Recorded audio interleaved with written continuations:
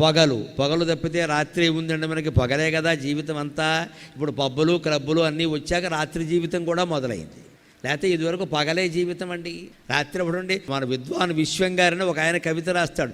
గూటిలో దీపమును పెట్టి నోటిలో కబళమును పెట్టి అంటాడు. గూటిలో దీపం పెట్టేవారు పూర్వం, నోట్లో మొదలెట్టుకునేవారు, పడుకునేవారు, ఇక మాట్లాడేవారు కాదు. రాత్రి అంటే ప్రశాంతం. ఇప్పుడు జరగకూడనివన్నీ రాత్రే జరుగుతున్నాయి. అసలు పగల కంటే రాత్రే ఎక్కువైపోయింది మనకి. ఈ రాత్రి జీవితం నుంచి మళ్ళీ పగటి జీవితానికి మనం మారాలండి. దివాకరహ అంటే అర్థం అది. రాత్రి అయింది అంటే పడకే అంతే. 8 గంటల పడక ప్రతి మనిషికి అవసరం అండి. ఇవాళ యువతరం గమనించాలి, పడుకోవట్లేదు వీళ్ళు ఎవరు. 1 గంటకు పడుకుంటారు. అలాగని 8 గంటలు పడుకుని 9ంటికి లేస్తాడు. 2 దరిద్రపు లక్షణాలే. 10ంటికి పడుకోవాలి, 5ంటికి లేవాలి. పోనీ 11 అయింది 6ంటికి లే. అదేమిటి 1 గంటకు పడుకోవడం ఏంటి? పోనీ పని ఏదన్నా అత్యవసరం ఉంటే వేరండి. ఒట్టి ఫోన్లు చూసుకుంటూ మెసేజ్లు పంపుకుంటూ కూర్చోవడం ఏం కర్మ మాది? Early to bed and early to rise అని ఇంగ్లీష్ వాళ్ళు కూడా చెప్పారు ఆ విషయాన్ని.